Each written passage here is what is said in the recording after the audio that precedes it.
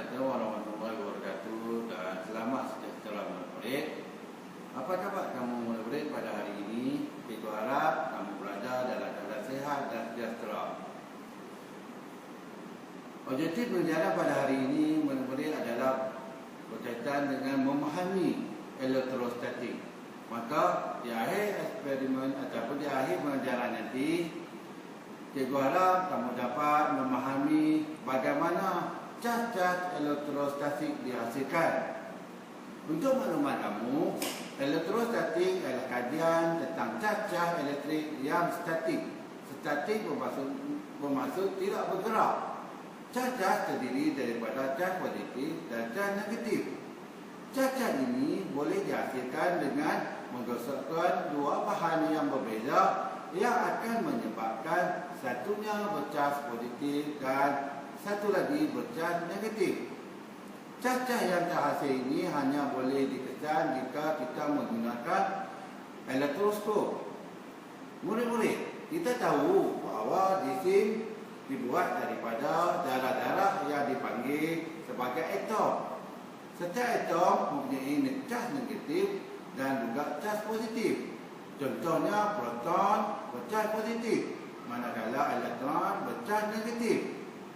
Cas-cas yang berbeza di antara satu sama lain akan menarik, manakala cas yang sama akan menolak satu sama lain. Objek yang mempunyai elektron yang lebih akan menjadi cas negatif, manakala objek yang mempunyai sedikit elektron akan menjadi cas positif. Elektron tidak bergerak dan hanya terdapat dalam objek sahaja. Fenomena inilah dikenali sebagai elektrostatik. Iaitu statik bermaksud pegun ataupun tidak bergerak. Ini bermakna cas tidak mengalir dan elektrostatik ini berlaku di dalam penyebab elektrik seperti plastik ataupun getah. Baiklah murid-murid, untuk buktikan atau memahami tentang lebih mendalam tentang elektrostatik, kita akan menjalankan satu eksperimen yang mudah dan ringkas. Jadi sebelum itu kita lihat bahan-bahan yang perlu kita sediakan untuk menjalankan eksperimen ini, iaitu berkenaan dengan elektrostatik. Jadi bahan-bahan yang kita perlukan di sini seperti satunya kepingan aluminium. Kepingan aluminium ini kita perlu potongkan kecil, iaitu menggunakan gunting. Kita perlukan penyedut minuman ataupun kita selalu panggil straw. Kita perlu gunakan sapu tangan ataupun kain tebal. Jadi bahan-bahan yang diperlukan amat mudah dan ringkas untuk kita menjalankan eksperimen berkaitan dengan elektrostatik. Jadi pada mulanya kita memahami bahawa berlaku keseimbangan darah-darah dalam objek ini, iaitu casnya seimbang, cas positif dan cas negatifnya seimbang. Jadi apabila kita melekatkan di antara dua bahan ini, kita lihat tidak berlaku proses penarikan. Jadi apabila kita menggunakan kaedah gosokan, iaitu penyedut minuman ini digosok dengan sapu tangan ataupun kain tebal, akan menyebabkan objek ataupun penyedut minuman akan bercas positif. Jadi kita perlu gosok yang lebih kuat sikit untuk menghasilkan cas yang lebih tinggi terlihat.